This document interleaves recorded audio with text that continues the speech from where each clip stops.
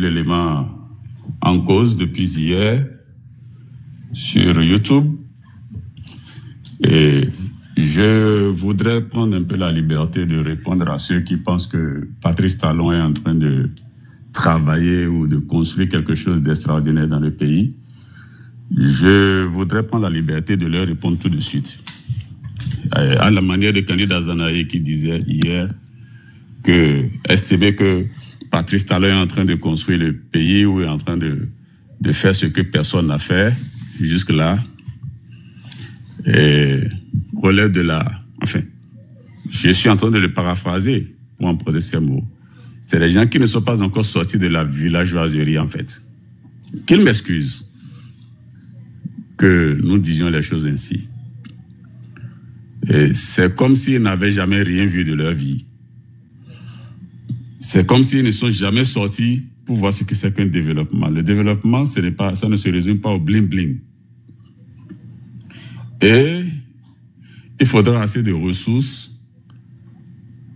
et assez d'intelligence pour comprendre que le Bénin se construit à son propre détriment. Malheureusement, ce n'est pas un progrès. Si c'était un progrès, donc c'est un progrès à reculons. Patrice Talon est le pire des présidents que nous ayons connus. Pour ceux qui ne le savent pas, Patrice Talon est en train de nous arnaquer dans le pays. Pour ceux qui ne le savent pas, de quelle route parlez-vous? Vous vous levez un matin, vous bloquez toutes les ressources de contrôle que nous avons dans le pays. Je parle du contrôle de l'action publique. Je parle du contrôle des ressources que nous avons pour contrôler les dépenses publiques. Vous ne pouvez pas les bloquer pendant que vous gériez notre argent, nos ressources et estimer que vous faites du développement. Vous nous apportez quoi? À quel coût? C'est ça le problème. Souvenez-vous, sur la route, une certaine route ici, je crois, qui quitte... j'ai oublié comment ils ont baptisé le projet, qui avait été construit et confié à l'une des entreprises de son cercle. Enfin, et je crois que ça doit être Martin Rodriguez ou quelque chose comme ça. Non, pas, je dis, excusez-moi, c'est pas Martin Rodriguez. Et l'entrepreneur qui avait... un entrepreneur qui avait même des dessous, des passés vraiment un peu comme sales là. Je ne sais pas vraiment, je ne me rappelle plus son nom. Mais je crois que c'est cette... excusez, je suis en train d'oublier la route et Est-ce que c'est Ebomaf, non? Ebomaf, merci. Et le patron de Ebomaf, vous ne connaissez pas son passé. Vous ne connaissez pas son passé. C'est un des Béninois de la pire espèce. Il est de l'espèce de Talon. Excusez-moi que je dise les choses ainsi parce que nous sommes en train d'aller à l'heure de la vérité. Il faudra dire les choses. Ebomaf, à qui on a remis cette route et sous le couvert de partenariat public-privé, c'est-à-dire quoi? On a dit qu'on lui a construit, c'est d'abord le contrat qui nous est exposé. Ebomaf doit construire la route. Et voilà, en mode BOT, merci. Donc, sur ces profonds, puis l'exploiter avant de le transférer à l'État. L'exploiter sur combien d'années? Peut-être 50 ans, peut-être 30 ans. Je n'ai pas le contenu du contrat. Alors, on a surpris, ou le ministre des Travaux publics d'alors s'est surpris. Je crois que c'est Hervé Héhomé, hein? Il s'était surpris sur ce chantier en train de remonter l'entrepreneur pour n'avoir pas évolué. Et lui disait, pourtant, nous avons décaissé un tel montant. C'est-à-dire que l'État béninois a déjà mis tel montant à votre disposition. Donc, à la disposition, je veux dire, de l'entrepreneur. Est-ce que vous y comprenez quelque chose? C'est-à-dire qu'une route qui est censée être entièrement financée par un privé et se trouve être financé maintenant par l'État. Alors que le contrat, c'est un contrat BOT. C'est-à-dire qu'on vient nous présenter des choses, on nous dépose des choses sur la table comme étant des réalisations dont on ne connaît pas le mode de financement, le coût, rien. On a tout enlevé. On nous a enlevé les ressources de contrôle. Ce n'est pas construire un pays, ça. Un pays se construit avec les fonds des Béninois, enfin, des citoyens, et dans la transparence. La transparence, elle est absente. On est en train de nous gruger. Et Patrice Talon est en train d'accaparer, en fait, l'économie nationale pour les 50 prochaines années si nous prenions garde. C'est-à-dire qu'il va faire en sorte que dans ces réseaux de corrupteurs, de gangsters, qu'il y ait des sociétés écrans qui viennent prendre des contrats, qui viennent prendre des marchés, qui possèdent nos structures et pour lesquels les Béninois vont devoir régulièrement verser de l'argent dans les 50 années à venir. Même si Patrice Talon n'existe pas, ses enfants vont continuer par en bénéficier. Et peut-être même ses petits-enfants, et qui sait encore. Et c'est le plan. Quand on avait parlé des véhicules administratifs dans ce pays, le monde d'exploitation des véhicules administratifs dans ce pays, et je crois que c'est un syndicaliste du ministère des Finances qui avait dénoncé ça dans le temps. Il s'est retrouvé en prison par la suite. Et Laurent Métoyon. Laurent Métoyon. Est-ce que vous avez souvenance de ce problème, cette affaire-là? Laurent Métoyon a dit ce n'est pas bon. C'est trop coûteux pour l'État. Ce n'est même pas un choix. Ce n'est même pas un choix raisonnable. Mais Patrice Talon s'était entêté. Et des gens nous ont dit que c'était la meilleure des choses à faire. Ils ont applaudi ça comme ils sont en train d'applaudir que Patrice Talon a fait des choses que personne n'a rien que c'est. Il n'a rien fait. Mais on a laissé Patrice Talon siphonner plus de 2500 milliards dans les estimations que nous avons reçues entre-temps. 2500 milliards de nos francs au profit d'une société ciste qui appartient à Olivier Bokor, enfin à Patrice Talon par le biais d'Olivier Bokor. 2500 milliards ont été siphonnés rien que pour affaires de voitures administratives. Si c'est 2400, si c'est moi j'arrondis ça, 2500 milliards nous ont été siphonnés avant de prendre la décision récemment d'arrêter la saignée. Et Dieu seul sait si la saignée s'est vraiment déjà arrêtée. Et on a accaparé le trésor public. Aujourd'hui, on dit qu'il n'y a plus corruption, il n'y a plus vol. Qui va dénoncer qui? Le voleur a déjà pris la caisse. Qui va arrêter qui maintenant? Qui va attraper qui? Il n'y a plus rien. Puisqu'on n'entend même plus parler parce qu'en fait, il n'y a plus à parler. Vous avez remis la caisse de l'État entre les mains du voleur déjà. Et il est assis là-dessus. Il n'y a rien à faire. Nous avons de sérieux problèmes. C'est ça en fait le problème qu'il faut comprendre au Bénin. On vient nous remettre comme, c'est pas, une couche de bitume quelque part, entourée de je ne sais quelle pot de fleurs, je sais pas. On fait du bling-bling quelque part dans Cotonou. Et nous, il y en a des compatriotes s'estacient comme des collégiens qui n'ont jamais rien vu de leur vie. C'est triste.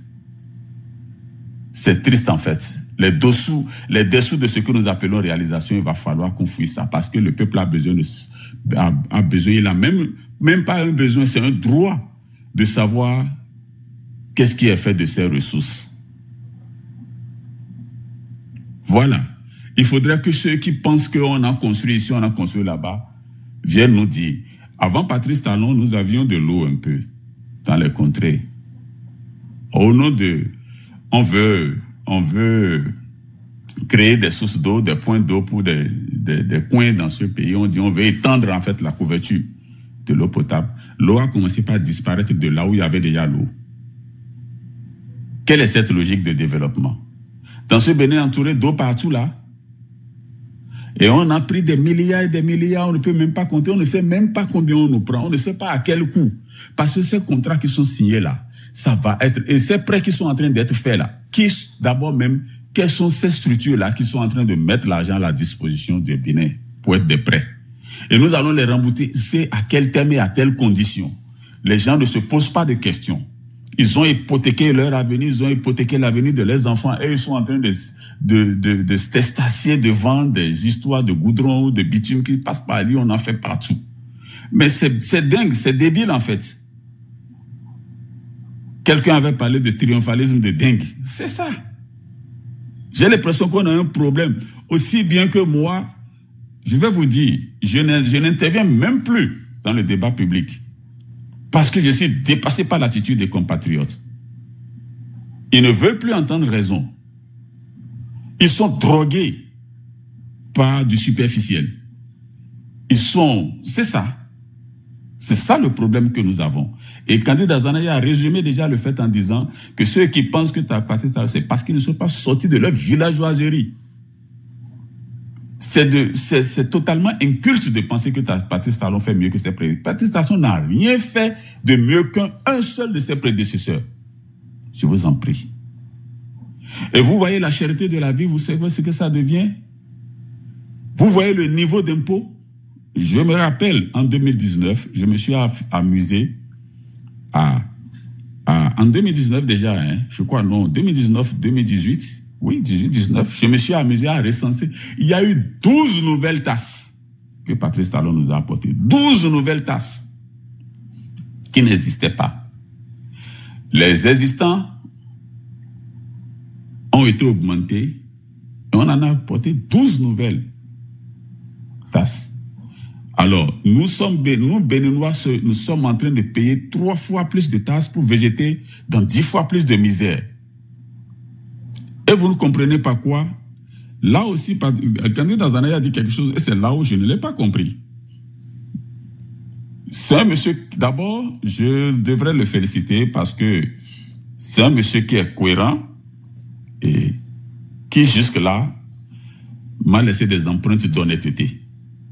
Mais il a dit quelque chose. Quand on cherchait à le mettre président, il a dit, ça ne va pas marcher parce que vous voudriez prendre tout, beaucoup et laisser très peu pour le peuple. Et moi, je ne peux pas. Mais ça veut dire qu'il connaît déjà de quoi ils sont faits, il connaît leur acabit. Il sait qui ils sont. Mais pourquoi les avoir soutenus après pour prendre le pouvoir? C'était quoi le plan avec lui? C'est-à-dire, il ne voulait pas être au pouvoir, il ne voulait pas qu'on le porte au pouvoir de crainte que ces gens-là ne fassent ce qu'ils sont en train de faire aujourd'hui, ne lui fassent faire ce qu'ils sont en train de faire aujourd'hui. Mais il leur ouvre le chemin du pouvoir. C'est ça ce que je n'ai pas compris chez lui. Sinon, en dehors de ça, il a été totalement logique. Et moi, j'adhère à sa façon de faire les choses. On peut avoir des griefs contre lui. Il n'y a que ceux qui ne font rien, qui ne se trompent pas. Il a fait quelque chose, mais pour avoir déjà su qui ils sont. Pour avoir déjà su qui ils sont. Pourquoi les avoir laissés aller là-bas? C'est ça, moi, ma grande interrogation pour lui. Si quelqu'un peut lui transmettre ma question.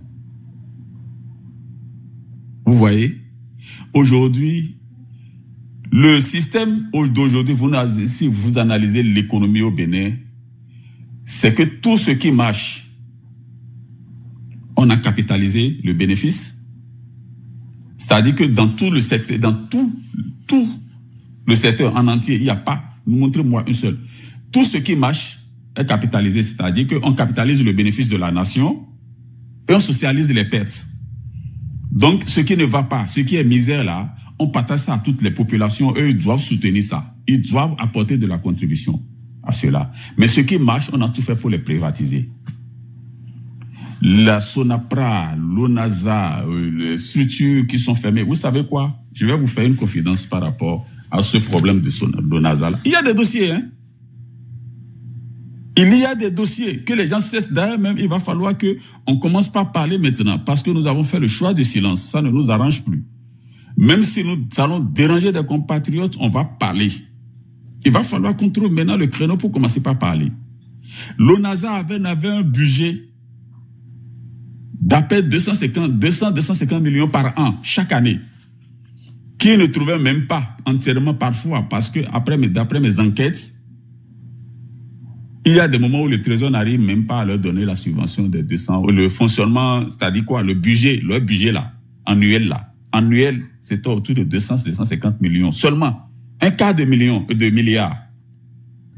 Ce que Patrice Talon se fait payer comme salaire annuellement là, un quart. Et dans ces 250 millions là, que le NASA doit fonctionner. Vous me comprenez, c'est que la part de l'État, c'est une structure qui se débrouille en fait. Et la structure se débrouille en fait pour maintenir une stabilité des prix à la consommation. Et ça arrangeait beaucoup de Béninois. Il y a des structures de dons et consommation. Et il y a même des structures internationales, des institutions internationales qui soutenaient le NASA.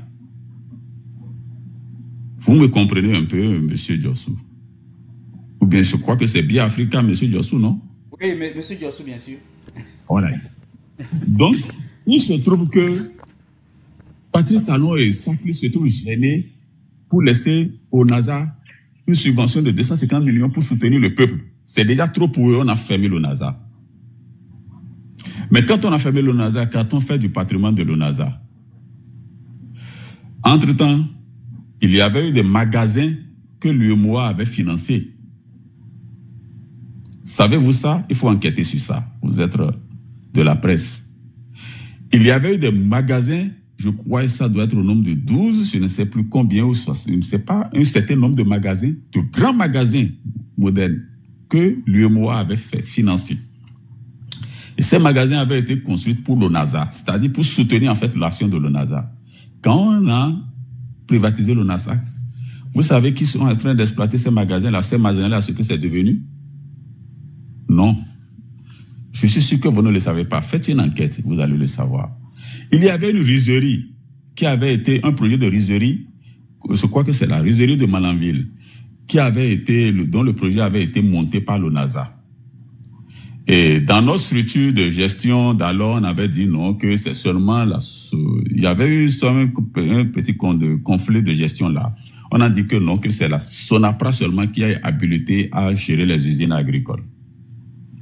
Et finalement, on a confié un monsieur DG Jacob Ishola, un ancien DG de la Sonapra était là. Alors, c'est lui qui avait mené cette guerre pour prendre l'usine des mains de la gestion de l'usine des mains de l'ONASA. Est-ce que vous me comprenez un peu? Et il se trouve aujourd'hui que cette usine-là, quand on a supprimé la Sonapra, qu'on a liquidé aussi l'ONASA, l'usine-là, d'après les renseignements que j'ai, les informations sûres que j'ai, est tombée dans les mains de Mme Talon, qui l'exploite. À quel titre? Ça aussi, c'est le développement. Et quand on va, après avoir siphonné tant de milliards, mettre à mal tout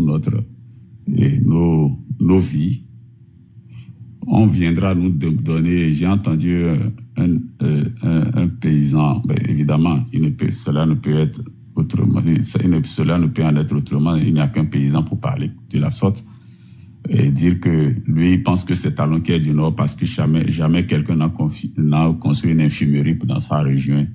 Et ben, je ne sais pas. Qui exploite ces régions-là?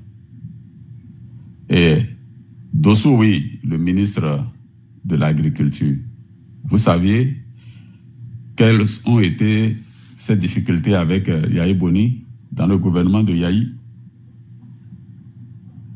Et il faudra creuser pour savoir, en fait, de qui Talon s'est entouré, en fait, pour nous vendre du développement aujourd'hui. Voilà. Voilà les problèmes que nous avons dans le pays. Et dont on ne parle pas en réalité. On ne parle pas. Jusque-là, on a encore sorti. Il y a des dossiers. Hein. Moi, je suis passé par là parce que je sais qu'il est du secteur agricole et c'est là où il est allé se faire. Il s'est toujours fait du pain, du beurre. Maintenant, c'est terminé. Il a déjà tout pris. Il a déjà tout pris. Et il nous a importé même soi-disant de compétences pour nous mettre dans l'embryonimine totale. Nous, la seule chose, la seule exigence que moi je me fais aujourd'hui, c'est que on est fatigué. Il faut qu'il se parte. Il faut qu'il quitte même. Parce que s'il ne quitte pas, s'il insiste pour rester, il ne faut pas qu'il croie que cette armée ou que cette police dont il dispose contre les peuples, que ça va marcher tout le temps. Parce qu'il arrivera qu'il va armer les gens. Et le peuple, je crois que ça va les dépasser. Ça va les dépasser. Il faut qu'il ait ça à l'esprit. Parce que les militaires qu'il utilise contre le peuple ne sont pas une génération spontanée, ils sont l'émanation du peuple en fait. Et le jour où ça va aller mal, le jour où on en aura marre, il va comprendre qu'il serait mieux pour lui, beaucoup mieux pour lui qu'il s'en aille parce qu'il n'a pas le monopole de ce qu'il est en train de faire. Nous voulons de la paix pour ce pays, nous en voulons absolument. Nous y tenons. Mais il ne faut pas qu'il nous pousse à tout mélanger en fait. Voilà ce que moi je pense que je vais dire pour l'instant. Je ne sais pas si je serai long, je vais rester pendant plus longtemps dans le débat parce que je le dis pas parce que le débat c'est pas, votre émission me fatigue, mais j'ai maintenant horreur de mener ce genre de débat maintenant. Merci beaucoup. Est-ce que vous me permettez de vous ajouter une seule phrase? Oui, allez-y. Je vais vous dire que la gestion de Talon se résume à voler notre argent et à nous les retourner en termes de prêt, en termes de contrat de prêt. Voilà. Il a ramassé notre argent qui nous retourne en termes de contrat de prêt par des structures, puisqu'il a des structures d'investissement avant d'arriver au pouvoir. Et ces structures ont connu d'autres, c'est-à-dire que c'est tout un conglomérat en fait. Et notre argent, c'est notre propre argent qu'on nous réinjecte sous forme de prêt à des taux qu'on ne maîtrise pas encore. C'est tout. Voilà ce que je tiens à ajouter. Il faut que les gens comprennent ça quand ils veulent parler de ce qui se fait de développement. Parce que nous n'avons pas une bonne signature. Et Bio Tchane et Romiel Ouadaï sont des agents, sont des cadres des agences de notation. Il ne faut pas qu'on oublie aussi. Bio Tchane est un cadre du FMI. Et l'autre qui dit avoir fait des lois, vous connaissez, ce sont des agences de notation. Et donc, tout ce que nous sommes en train de nous gratifier comme bonne note de gestion au Bénin sont des notes artificielles. Ils savent comment s'y prendre. Ils savent comment manipuler les chiffres pour en arriver là. Et c'est leur mission, en fait. Ils sont là pour ça. Merci. Oui, sur ce point-là, je voulais même dire un élément. Parce que les gens disent, en tout cas, je ne sais pas si c'est vrai ou pas, que les emprunts obligataires, quand le Bénin dit qu'il va sur le marché régional, ceux qui achètent ces choses-là, c'est des gens qui sont au Bénin qui rachètent ça. Mais on peut bien se poser la question, qui sont les Béninois qui ont les moyens aujourd'hui de prêter de l'argent au pays? Donc, on est dans un certain cercle vicieux là, qu'on ne voit pas encore tous les contours. Donc, merci beaucoup pour votre contribution. Je vais permettre à monsieur Justin de prendre la parole maintenant. Ouvrez votre micro. Monsieur Justin, je pense que c'est Gbénou. Oui, c'est Justin Gbénou. Ok, allez-y, on vous écoute. Ok, bonsoir. Je salue tout le plateau. Bon, si c'est un mot bien placé. Vous savez, moi, je vais vous dire quelque chose. Celui qui vient de parler maintenant, là, ceux-là, je continue de vous dire, ceux-là n'ont pas de leçons à nous donner dans ce pays-là. Je vis dans le même quartier avec Candidat Zanaï. Nous vivons dans le même quartier. Vous savez, on a vu, on a entendu pas mal de choses dans ce pays. Nous sommes des jeunes. Nous sommes des jeunes. Nous sommes dans une nouvelle génération. Nous, on veut vivre ce qui est réel. Nous voulons, c'est que les faits réels, là, les constats, terre à terre, nous, on veut les vivre. Mais ceux-là qui sont passés aujourd'hui, qui viennent encore, qui font semblant de revenir à la charge, de nous parler des mêmes choses, mais de façon contradictoire, là, sincèrement, moi, je suis désolé. Je suis désolé. Vous savez, l'élément sur lequel, c'est-à-dire la sortie de notre supposé président Azanaï, je laisse tous ces sujets-là. Je reviens sur le sujet de Daïmbo. Vous avez bien suivi ce qu'il a dit. Il a bien dit, lui dit encore, il revient dans ce pays, il nous dit que lui n'est pas au courant et il n'est pas informé. En tout cas, il a dit des trucs pas possibles sur la disparition de Daïmbo. Maintenant là, comment on peut se fier à ces gens de propos-là? Comment on peut se fier à tout ce qu'il a dit après par rapport à la gestion du président Patrice Talon? Non. Moi, il n'y a pas grand-chose à dire. Mais moi, je suis désolé. Celui qui vient de parler, c'est un politique.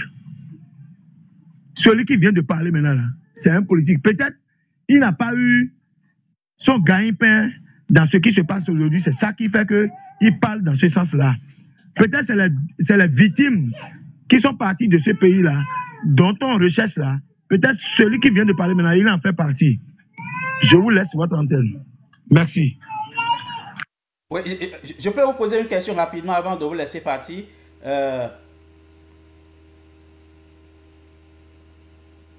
Monsieur Justin, vous êtes encore là?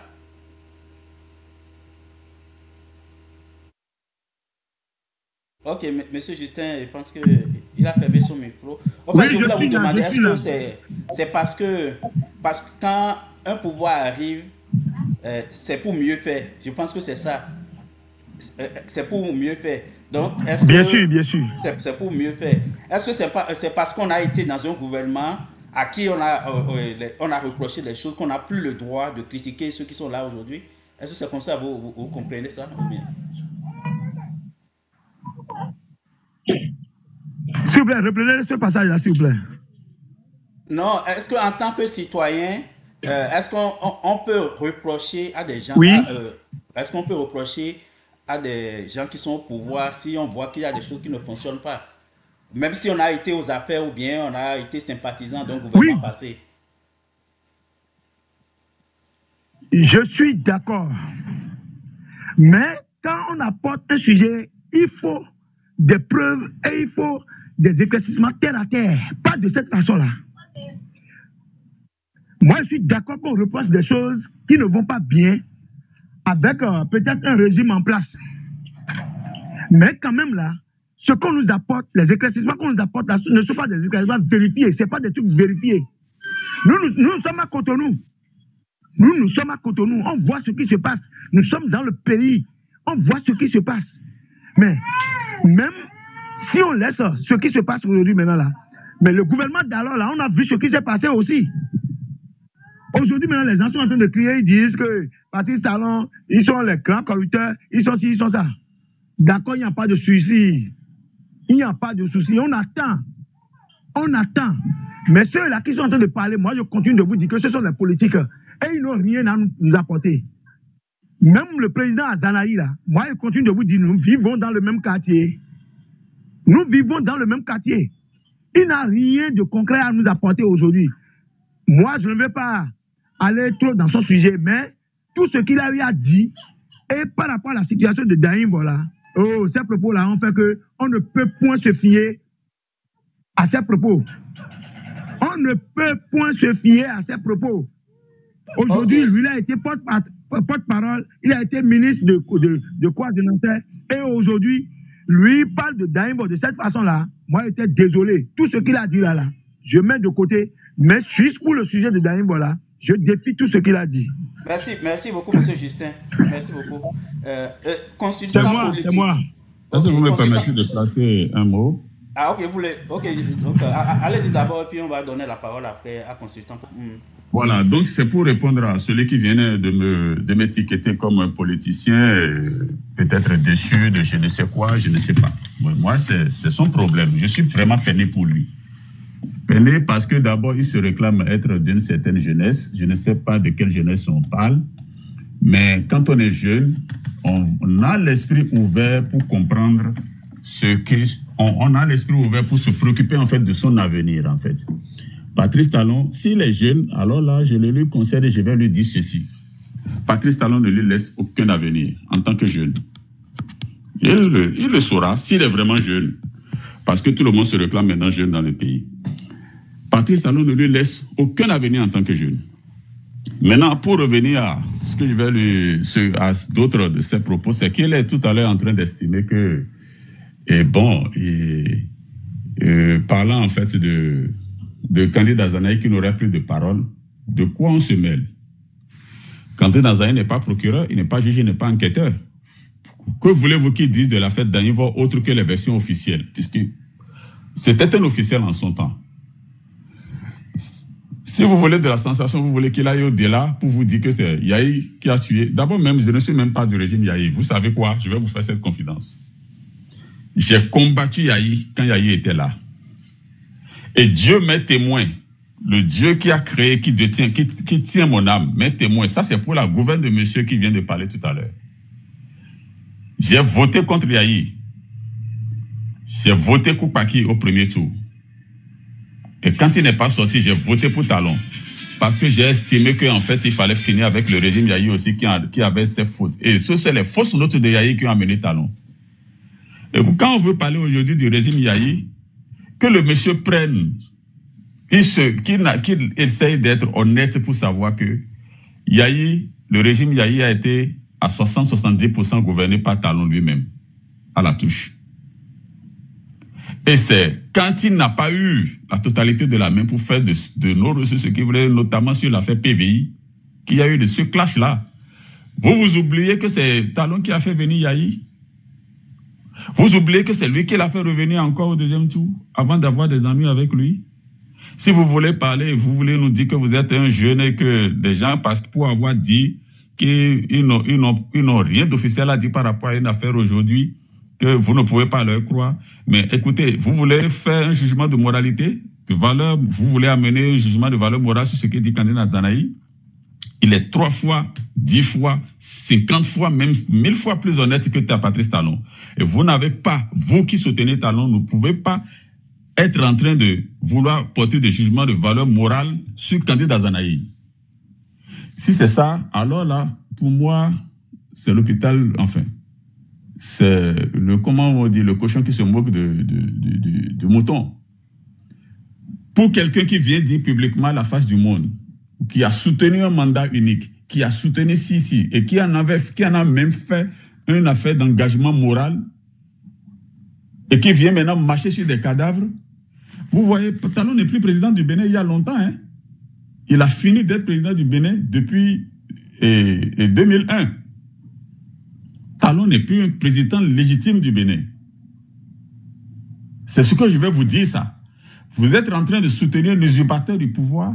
On dit même que quelqu'un l'a qualifié la dernière fois de locataire du palais de la Marina. Je dis non.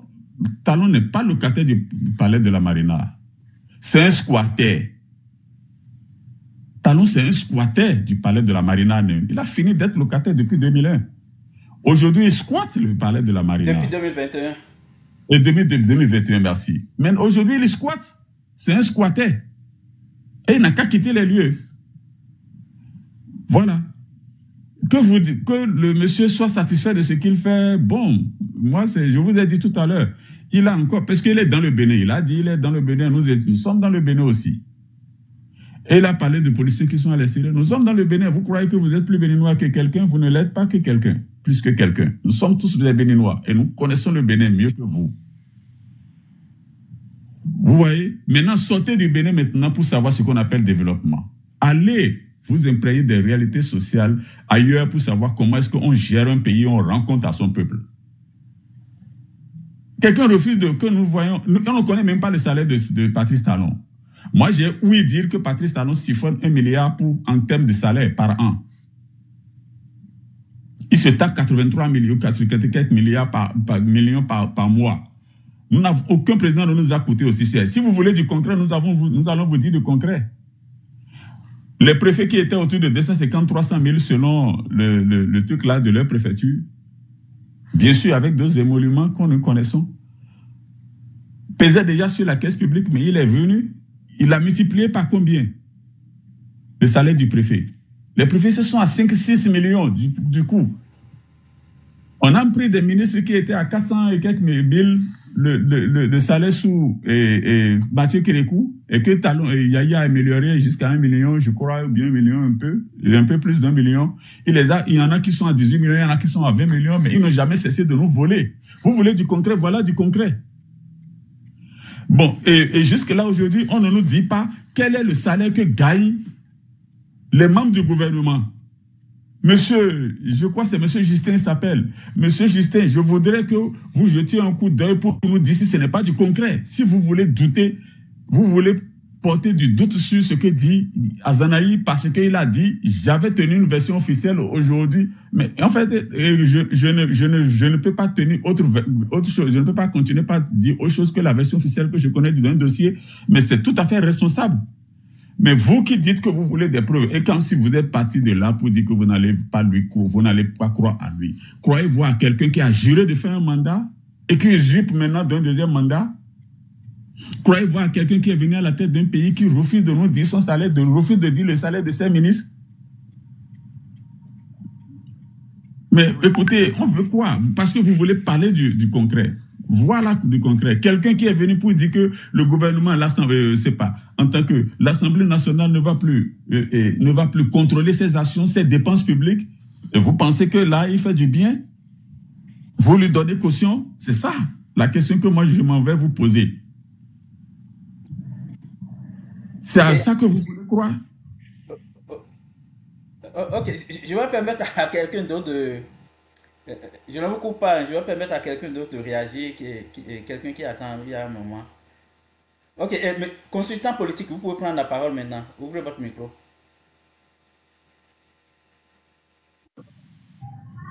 Merci, bonjour à tous. Je comprends en fait qu'il y ait beaucoup de divisions par rapport à la gestion du président Talon. Ce qui est certain, c'est que le président Talon est un homme politique, un chef d'État, et nulle part dans le monde, dans aucune démocratie dans ce monde, une gouvernance n'est parfaite.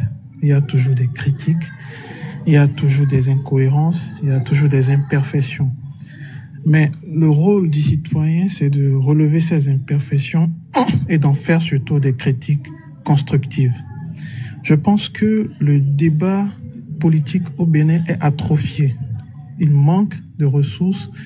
Et quand j'entends mes précédents débatteurs, j'ai l'impression qu'on veut tirer absolument sur une seule personne ou on veut tirer absolument sur la gestion de l'État par Patrice Talon ou par ses collaborateurs. Ce qui peut se comprendre parce que dans les faits réels, quand il s'agit, par exemple, du point social, par exemple, je trouve que c'est un échec constant qu'on peut observer à travers 2016 à 2021 ou de 2021 à aujourd'hui.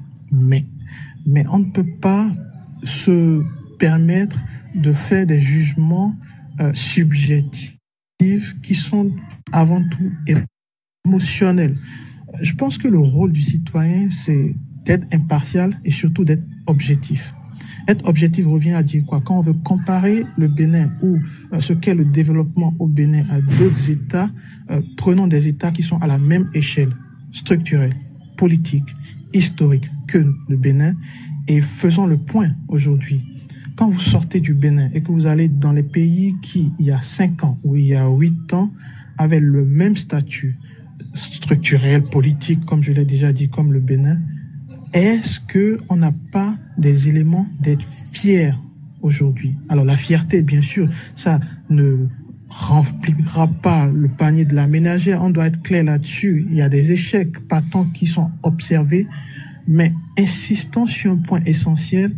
L'échec d'un homme d'État, l'échec d'un politicien ne veut pas dire qu'il a manqué de volonté, ne veut pas dire qu'il a marché, je cite le précédent intervenant, qu'il a marché sur des cadavres, etc. On peut détester un homme politique, on peut détester la vision d'un homme politique, mais avant tout, il s'agit d'être objectif par rapport à la suite. Ça, c'est la première chose. La deuxième chose, je peux comprendre également les critiques vis-à-vis de ce qui surtout n'a pas été fait. Il faut rappeler une chose importante, c'est que Candide Azanaï, c'est un homme politique, qui a traversé les régimes, je vais dire, qui sait à peu près structurellement comment ça se passe au Bénin. Donc sa parole aujourd'hui pour moi peut être entendue, mais en revanche, je pense que Candide Azanahi est aussi quelqu'un qui n'est pas exempt de tout reproche, surtout en matière de cohérence d'idées et de cohésion au niveau même de sa structuration des idées. Je pense que c'est quelqu'un qui n'a jamais fait l'unanimité, même au sein de sa propre famille politique. Et ça s'observe à travers les multiples divisions qu'il y a eu durant son parcours politique. Et sa rupture avec le régime de Patrice Talon n'est que la confirmation que c'est un homme politique instable. Je ne dis pas que ce qu'il dit n'est pas vrai. En revanche, je dis qu'il y a d'autres façons de dire ce qu'on pense. Il y a d'autres façons de démontrer qu'on n'est pas d'accord et que derrière, on veut proposer quelque chose de meilleur. Alors, première question, que propose de meilleur aujourd'hui Candide Azanahi? Rien du tout, à part le discours creux et bien sûr obscurantiste qui se permet de tirer à boulet rouge sur tout et n'importe quoi à tout moment. Candide Azanahi aujourd'hui ne propose structurellement aucune alternative. Ça, c'est une chose. La deuxième chose, c'est que en tant qu'homme politique qui est censé surtout être doté d'une vision politique, qu'est-ce qu'il a inculqué, je vais dire, à cette classe politique issue de la jeunesse qui l'a longtemps suivi ou continue de le suivre aujourd'hui? Toujours rien à ce niveau. Vous n'allez pas voir un jeune qui va dire ou se lever et dire que Candide Azanahi l'a bâti au niveau des idées ou lui a donné des renforcements capacitaires et capabilitaires. Il n'y en a pas un seul. S'il y en a peut-être eu un, c'est peut-être Guy Mitokpe, mais aujourd'hui, il a abandonné la barque justement parce que l'homme est incohérent dans le fond de ses idées. Et ça, c'est un constat amer qu'on peut constater à travers la classe de l'opposition. L'opposition aujourd'hui a une opportunité unique, je dis vraiment unique, de pouvoir créer une alternative en 2026. Mais que fait l'opposition aujourd'hui? Pas grande chose. L'opposition ne se concentre pas sur les priorités. Au contraire, l'opposition essaie de marcher sur les plates-bandes de ce qui n'a pas été fait ou de ce qui devrait être fait et qui n'a pas été fait depuis 8, 9 ou 10 ans. Et ça, je pense que c'est dommage. Je pense surtout que l'opposition a trahi les Béninois dans la mesure où quand vous êtes un parti d'opposition, quand vous êtes une classe de l'opposition, votre premier objectif, avant tout, c'est d'émettre suffisamment de propositions, de mettre en place un projet structurel, un programme politique pour créer l'alternance aujourd'hui. Je ne pense pas qu'on puisse continuer à faire la politique de l'émotion au Bénin. Ce temps est terminé. Je crois que dans toutes les têtes, ça doit être clair. Le temps de la politique émotionnelle, c'est fini. C'est fini et c'est complètement relégué au calendrier grec. Ce qui reste à faire pour moi, c'est deux choses. La première, c'est que bien entendu, la jeunesse doit doit jouer son rôle en réalité. Parce que l'alternance en 2026 ne pourra pas se jouer sans la jeunesse. Et il serait temps que la classe politique, que la jeunesse elle-même puisse saisir cette opportunité pour justement constituer cette alternance en 2026. Personne ne jouera le rôle à la place de la jeunesse en 2026. Personne ne viendra jouer le rôle de la jeunesse à sa place en 2026. La deuxième chose, c'est que on traite souvent le bilan d'un bilan qui n'est pas digne de ce nom, etc. Un président disait, votre bilan est votre boulet. Bien sûr, je trouve que rien n'est parfait. En fait, tout n'est pas parfait au sein d'un régime. Encore plus sous le régime de Patrice Talon, tout n'est pas parfait. Il y a énormément de choses qui restent à énormément. Il a vraiment énormément. Et c'est peut-être l'opportunité pour l'opposition de travailler en sourdine, de travailler comme une fourmi ou comme des fourmis pour proposer quelque chose de meilleur. Je pense qu'on peut battre les hommes d'État qui ont fait 10 ans au pouvoir sur leur propre projet politique parce que justement, ça a toujours des failles. Et le débat émotionnel, pour moi, n'avancera pas à grande chose. C'était tout pour moi. Merci. Merci beaucoup pour votre contribution. Ok, donc j'ai des... il y a- je vais permettre à M. Guy Chapa de répondre rapidement parce qu'il a voulu, il demandait une motion, de répondre Merci rapidement et beaucoup. puis je vais revenir Merci. au tour normal de ceux qui sont là. D'accord. Monsieur consultant politique, j'aurais bien voulu vous appeler par votre prénom ou votre nom, mais bon, vous avez choisi de mettre consultant politique. Alors, je vais juste vous poser une question parce que vous avez, dans votre démarche tout à l'heure, ou plutôt dans vos dires tout à l'heure, j'ai semblé comprendre que pour vous, l'opposition a trahi, l'opposition ne fait pas ce qu'il faut faire. Alors, pour vous, aujourd'hui, si vous étiez opposant, j'ai compris que vous n'êtes pas opposant. Sinon, dans vos dires, on sent que vous n'êtes pas opposant. Maintenant, je vous laisse la possibilité de dire que vous êtes centriste ou bien vous êtes même opposant. Dites-nous, quand vous dites que l'opposition ne propose rien, c'est de la prérogative de l'opposition de proposer quelque chose pendant qu'il y a un gouvernement en place qui déroule, d'accord, son projet de société? Ça, c'est une première question. Une deuxième question, si l'opposition devait proposer quelque chose, selon vous, l'opposition proposera quoi? Dans la mesure où la quête réelle, lorsque vous êtes opposant, c'est aller vers, également, c'est aller vers le pouvoir. Et que vous avez a priori un projet de société. Vous voulez en tant qu'opposant, exposer vos projets de société face à un système qui peut à tout va. Parce que, rappelez-vous, au début du mandat du président Patrice Talon, c'est lui qui a fustigé le gouvernement sortant en disant qu'ils ont fait ils ont signé plein de contrats de routes, de ci, de ça, qui a priori n'étaient pas importants pour le moment. C'était pas ce dont nous avons besoin. Et retournement de situation quelques semaines, mois, peut-être années plus tard, c'est ce même programme, ce sont ces mêmes contrats qui ont été reconduits avec beaucoup de griefs autour. Et là, on n'aborde pas le problème. Quand vous dites que nous n'avons pas, que l'opposition ne propose rien, qu'est-ce que l'opposition peut proposer? Deuxième chose. Troisième chose, je pense que si vous êtes dans le Bénin, vous allez comprendre que depuis 2016 et de manière successive, l'opposition n'a jamais été appelée à proposer quoi que ce soit. Elle a été brimée, elle a été embastillée, elle a été toujours empêché de dire et de faire ce qu'il devrait faire. Son rôle, le rôle qu'on lui a conféré, sinon le peu d'espace qui lui a été donné, c'est de faire, de critiquer en fait. Et encore que, quand on parle de critique, ça part de tout vent. Si ce n'est pas en prison, c'est qu'on se retrouve en exil. Quand vous dites que l'opposition, c'est un débat creux, je ne veux pas m'aventurer sur tout ce que vous avez dit, de ce que Azanaya a dit. Je ne suis pas trop fond d'Azanaya, encore que j'ai aimé sa cohérence depuis le départ. Tout ce qu'il a dit, pardon, pour moi, est cohérent. Quand vous dites que c'est un débat creux, le débat aurait été rempli comment? Moi, ce sont des questions que je vous pose. Parce que, écoutez, je pense que ce que vous appelez discours émotionnel, là, personne n'a jamais voulu faire de l'émotion, hein. On n'a jamais demandé à un pouvoir en place d'emprisonner des gens, hein. On n'a jamais demandé à un pouvoir en place d'embastiller l'opposition. On n'a jamais demandé à un pouvoir en place de faire voter des lois qui empêchent tout le monde de respirer dans le pays, qui empêchent les travailleurs de s'épanouir, qui empêchent même les politiciens, d'accord, de faire de la politique, parce que c'est sûr à quoi ils ont...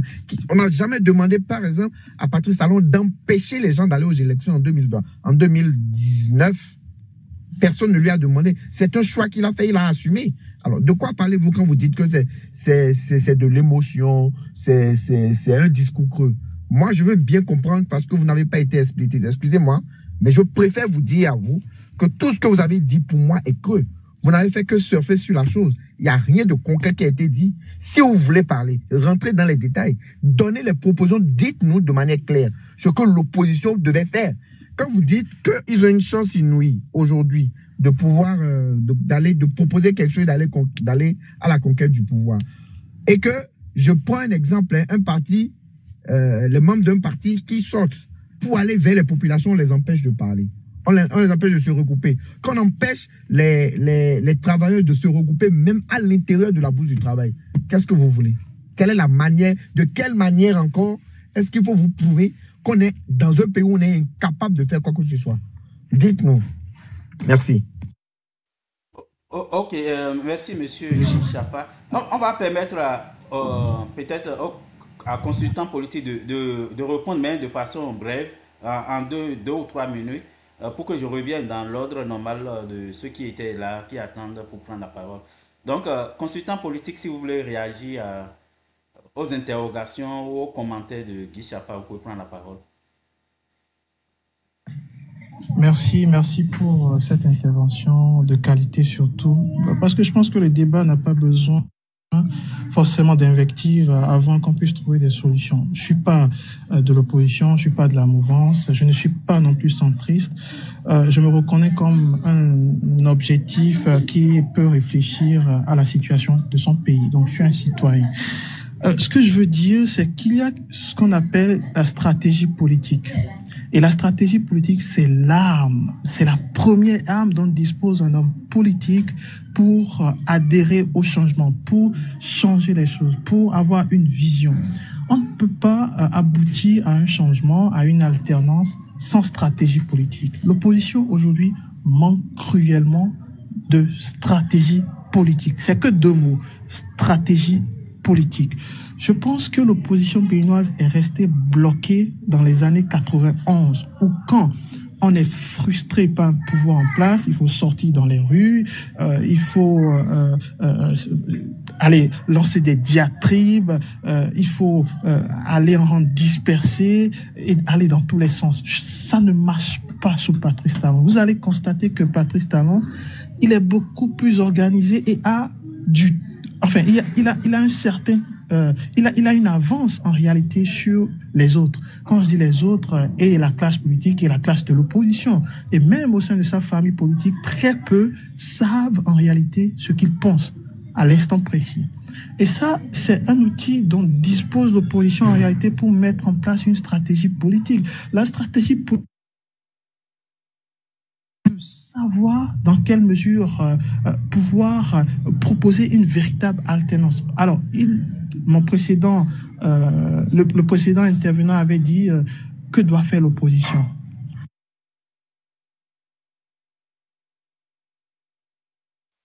Votre micro est coupé. Je ne sais pas si vous l'avez fait vous-même parce qu'on ne vous entend plus. Pardon. Je disais tantôt que l'opposition doit faire trois choses. La première est de proposer un véritable projet politique. Un projet politique qui s'assoit en réalité sur une vision. Peut-être une vision 2026-2031, peut-être une vision économique, peut-être une vision sociale, mais qui ne doit pas être impactée par ce qu'a fait ou n'a pas fait Patrice Talon. Ça, c'est très important. La deuxième chose, ma fille me dérange, mais la deuxième chose que l'opposition doit faire, c'est surtout aller surtout en rang serré et uni pour faire face à ce qui arrive en 2026, parce que, allez, on est tous d'accord. Ok. Patrice Talon, il n'est pas socialiste. Il n'est pas arrivé au pouvoir en tant que socialiste. On le sait très bien, issu du monde des affaires, ensuite priorisant surtout les échanges B2B, surtout en ce qui concerne les intérêts. On le sait déjà. Mais ça, c'est des facteurs clés sur lesquels l'opposition devait travailler pour proposer une alternance, une alternative. Et je ne vois rien. Je ne vois absolument rien. Et ce n'est pas non plus le discours émotionnel. J'insiste là-dessus. Ce n'est pas le discours émotionnel qui va véritablement amorcer le changement qu'espère la jeunesse béninoise. Insistons sur ce point. La jeunesse béninoise attend. Ok, merci beaucoup. On vous aurait... Monsieur Biafrika, oui. Vous me recevez? Oui, je vous reçois, oui. Franchement, je ne voudrais pas perturber l'ordre, la police que vous avez de votre émission. Et je ne voudrais pas être trop égoïste, mais il me semble que j'ai un grand besoin d'apporter une petite réplique. Ouais, vous pouvez faire une motion, vous pouvez faire une... Oui, allez-y, je vous donne 3 minutes pour réagir à ce que vous avez entendu. Ouais. Moi, je vais totalement... D'abord, je lis derrière le consultant politique la caricature d'un monsieur qui veut nous abreuver d'une certaine théorie que je qualifie d'enthousiaste. Nous ne sommes pas de la théorie l'ivresse ici. Nous sommes sur le terrain de réalité. D'abord, je vais vous dire que l'opposition opère dans un cadre légal, consensuel et légitime. L'opposition ne peut exister que dans ce cadre-là. Est-ce que ce cadre existe aujourd'hui au Bénin? Non. Écoutez, vous êtes un mouvancier qui refuse, enfin, qui veut saborer le boubou d'un certain consultant ou un neutre pour vouloir nous dire que tout va bien sous Patrice Talon, il est logique, il est cohérent. On n'est pas logique, on n'est pas cohérent quand on écarte de façon arbitraire tous ses adversaires du pouvoir. Vous allez me dire, vous nous parlez de discours, de quoi là, de programme, non, écoutez, qu'est-ce que Joël Aïvo ne nous a pas proposé? Moi, Joël vous a proposé des discours émotionnels. Aïvo, je dis, le professeur Aïvo a-t-il proposé des discours émotionnels dans ce pays? Était-il, moi je sais, voilà, qu'est-ce que vous voulez nous apprendre de nouveau? Parce que je comprends, vous qui vous cachez généralement sous des couverts de gens là, et pour tenir de ces gens de discours, on sait, vous n'êtes même pas capable de nous dire concrètement ce qu'il faut faire. Si vous avez un plan politique à proposer, c'est pas, à l'État ou aux populations, ce n'est pas quand vous êtes muselé que vous allez le faire. Vous avez vu ce qui se passe dernièrement là? Et vous voulez appeler ça de la cohérence, de la logique de quelqu'un qui est... Non, écoutez, sortez-nous de là. Sortez-nous de là, s'il vous plaît. N'allez pas demander... D'abord, il n'y a même pas d'opposition au Bénin. Il ne peut pas avoir d'opposition avec ce cadre politique qui est créé là. Il ne reste que de la résistance. Et vous dites que Patrice Talon n'a pas à venir nous dire ce qu'il aime, ce qu'il n'aime pas du peuple. Ce n'est pas lui qui viendra nous dire comment il voudra que ce peuple-là réagisse à sa gouvernance. Non. Il est qui? Vous êtes qui pour nous donner des leçons, en fait? C'est, en fait, ce qui se passe là n'est même pas émotionnel. C'est révoltant, en fait, à la limite. Et quand vous nous révoltez, ne venez pas nous dire que nous sommes en train de tenir des discours émotionnels. Non, vous nous révoltez. Vous et votre maître à penser, vous nous révoltez. Et vivement que la révolution soit. Vous voulez parler d'opposition, alors il n'y a même pas d'opposition. Tous ceux qui sont en train de faire de l'opposition à Patrice Talon aussi sont des escrocs. Je vais vous le dire. Je n'ai pas aimé que les démocrates aillent aux élections. Je l'ai dit. Pour ceux qui sont de ce parti-là et qui viennent me parler, je l'ai dit, c'est un mauvais choix. Vous allez à cette sélection-là, c'est pour aller légitimer le pouvoir de Patrice Talon. Vous voyez le désordre qui a été fait en 2019. Vous voulez appeler ça? Comment on peut à soi seul avoir vous me parlez même de sa famille politique. Il a quelle famille politique, Patrice Talon? Dites-nous, monsieur le consultant. Patrice Talon est de quelle famille politique? Deux bords politiques qui n'ont même pas la même idéologie, qui ont des idéologies contraires, qui soutiennent la même candidature. Et c'est à ça là que vous voulez nous arrimer aujourd'hui pour dire de créer de l'opposition? Non, il ne faut pas nous conduire à l'abattoir de l'escroquerie, en fait, intellectuelle. Nous n'allons pas faire de l'opposition dans ça. Moi, je ne ferai pas de l'opposition si j'étais politicien. Je ferai de la résistance. Et je crois que c'est ça que Patrice Azanaï est en train de faire. Et il a raison de le faire ainsi. Il n'y a pas de cadre pour l'opposition. Vous voulez qu'on fasse de l'opposition? On ne fait pas. On ne fait pas avec le voleur, on ne fait pas avec l'escroc. Comme quelqu'un l'a dit, il faut éradiquer le mal. Vous ne voulez pas voir qu'il y a du mal, vous embellissez les choses avec du français. Moi, je ne comprends pas français. Je n'ai pas été beaucoup à l'école. Mais je vous dis, voilà ce que nous ressentons. Merci. Merci beaucoup. J'aurais pu, s'il était resté, j'aurais pu le rappeler. Bien Africa. Non, Guy Chapa, attendez d'abord. Attendez, non, je ne veux même pas parler. Bon, d'accord. Oui, en fait, c'était une motion, mais c'est pas grave, on peut continuer. Je peux revenir là-dessus quand mon tour de parole viendra. Ok.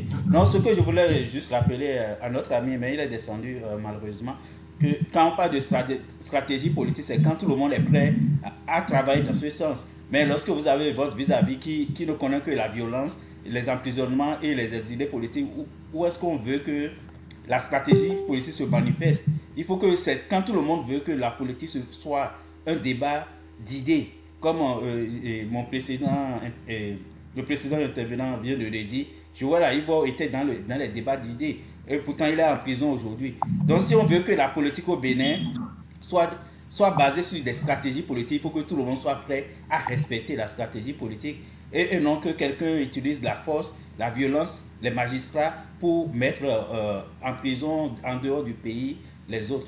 Donc, Lumière, je vais vous donner la parole, mais avant vous, il y a Mohamed qui attendait il y a un moment, et après Mohamed, ça va être vous. Monsieur Mohamed, vous pouvez ouvrir votre micro, et puis après, ça va être Lumière.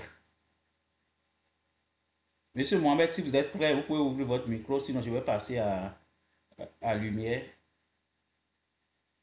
Est-ce qu'il est là? Ok, monsieur Lumière, vous pouvez prendre la parole parce que monsieur Mohamed apparemment n'est pas prêt. Oui, bonsoir. C'est avec beaucoup d'intérêt que j'ai suivi les réponses de chacun. Moi, je pense, comme je l'ai dit, que les opposants ne sont pas objectifs. Puisque quand vous avez un gouvernement en face, il ne suffit pas de passer son temps à critiquer pour critiquer. Il y a des points positifs en toute chose et il y a des points négatifs. Mettez qu'on est sur une balance. Quand vous critiquez le gouvernement en place,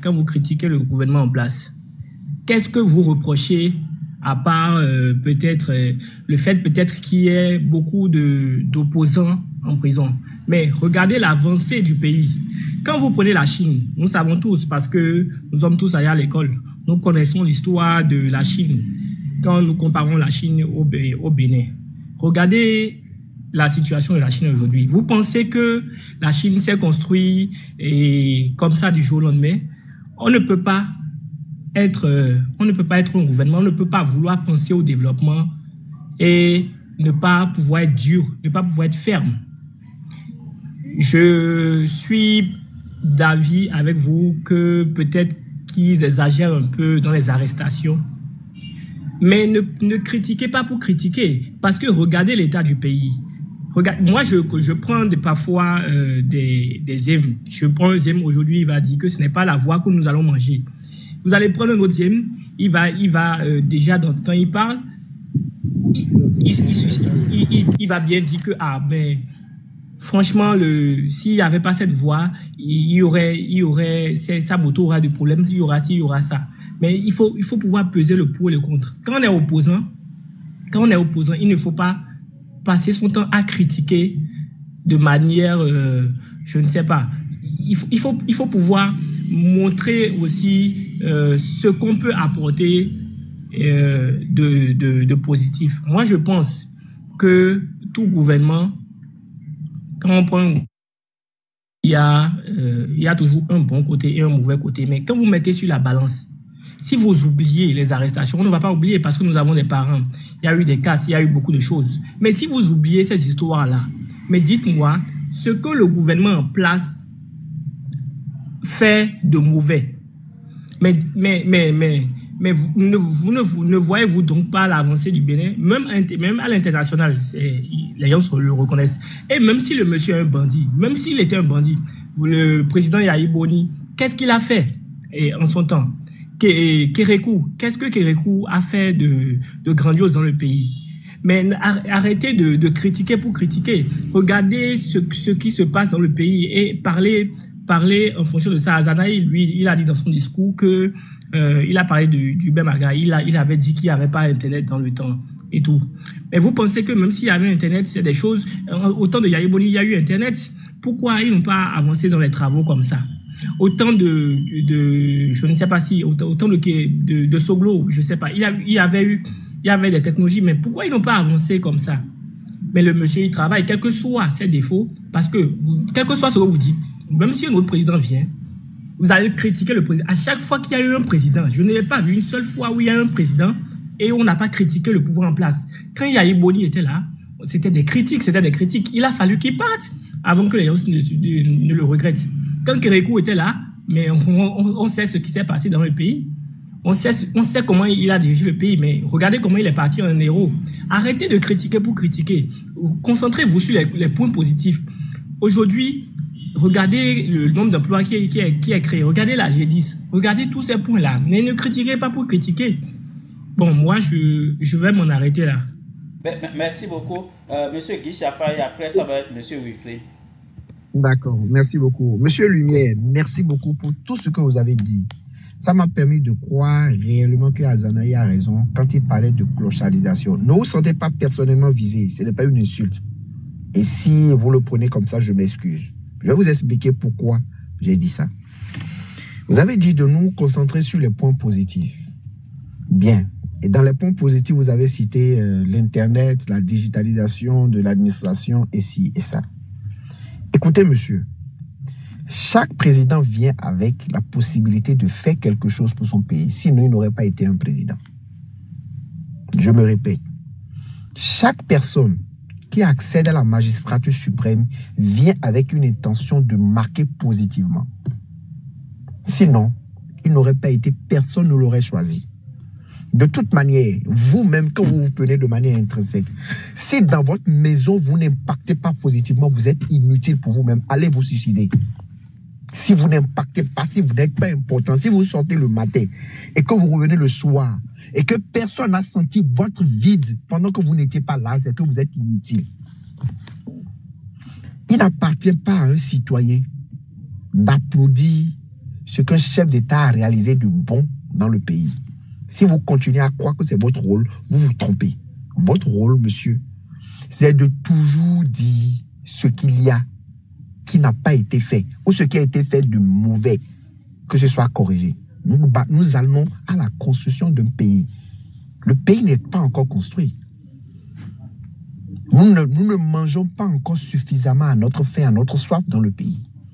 Et si vous vous satisfaisez, si vous êtes satisfait de ce qui a été fait en ce moment au Bénin, ça veut dire que vous êtes né en 1996, vous êtes né en 2000 et que vous ne connaissez pas l'histoire de votre pays. Azanaï a dit une petite partie. Quand vous êtes né là, je ne sais pas quel âge vous avez jamais vu Pacha supérieur dans ce pays-là. Vous avez jamais vu échangeur au Bénin. Quand vous êtes né, je ne sais pas en quelle année vous êtes né, et je vais prendre le temps de Kérékou. Vous aviez vu, je vais parler d'autoroute. Chacun vient en réalisant quelque chose. Le prochain président fera ce qu'il pourra faire.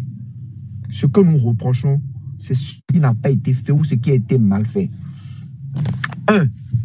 Personne ne peut nous éblouir, à moins qu'on soit, comme l'a dit, des villageois, comme l'a dit M. Azanaï. Personne ne peut nous éblouir de tout ce qui a été fait comme asphaltage. En 2000, si vous ne connaissez pas l'histoire, je vais vous dire. De 2006 à 2011, Yahi a réalisé 1064 km de route. Je ne parle que du gouvernement Yahi, je ne vais pas derrière, parce que c'est le gouvernement le plus proche. Jusqu'à là où je vous parle, Patrice Talon n'a pas encore fait 1000 km de route. Si vous doutez, rentrez dedans, j'ai les chiffres et je vais vous les sortir. N'éblouissez personne. D'accord? Nous avons le pays, nous sommes nés dans ce pays-là. Nous avons grandi dans ce pays-là. Et par la grâce de Dieu, nous ne mourrons pas ailleurs. Nous mourrons dans notre pays. Donc nous savons ce qui a été fait. Et notre rôle. Si quelqu'un a critiqué Yahi, c'est parce que Yahi n'a pas fait bien.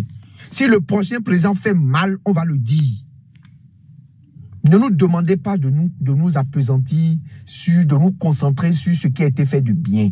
Quand vous parlez d'Internet, dites-moi, la digitalisation comment vous appelez, de l'administration a commencé avec Patrice Talon? Non. Ça a commencé depuis Yahi Bouni. Apparemment, vous n'étiez pas au Bénin.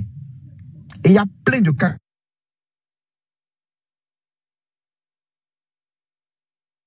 Deuxième chose, les différentes routes qui ont été construites. Azanaï a dit le Casas du Bénin a été réalisé par Manga. Aucun Béninois n'est mort pour ça. Pour construire les quelques kilomètres de route qu'on nous a, combien de Béninois sont morts depuis 2016? Je vous en prie. Ne prenez pas des Béninois pour des cons. Ne prenez pas des Béninois pour des cons. Si vous êtes éblouis, s'il y a des gens qui sont éblouis par ça là, nous avons déjà vu meilleur. Et je vous dis, le prochain sera encore meilleur en matière de route, en matière de ci, de ça. Et nous allons toujours le critiquer s'il y a quelque chose qu'il a fait de mal. Nous sommes en train de demander depuis 2016 qu'on nous montre le contrat entre le port de Cotonou et le port d'Anvers. Personne ne peut nous sortir ce contrat-là. Nous sommes en train de demander depuis 2016 qu'on nous donne quel est le salaire des ministres. Nous voulons savoir, c'est notre pays. Personne ne peut sortir ça. Nous voulons savoir comment on a pu modifier la Constitution en 2018 et en 2021, c'est-à-dire en l'espace de 3 ans, qu'on ait pu modifier la Constitution 2 fois, et qu'en 2023, on nous demande encore de modifier la Constitution. Pourquoi? C'est ça ce qu'on vous demande. Nous sommes en train de demander pourquoi dans un pays, on doit esclavagiser les travailleurs. C'est ça.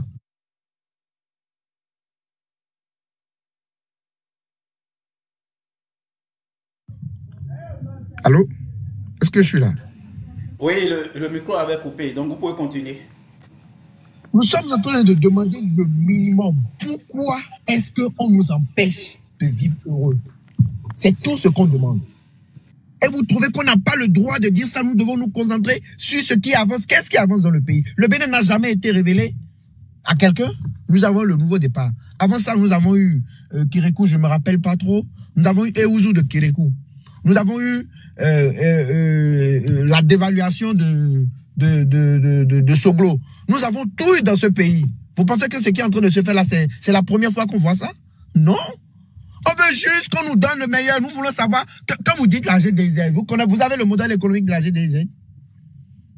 Vous savez ce qu'on appelle modèle économique? Est-ce que vous avez le modèle économique de la GDZ?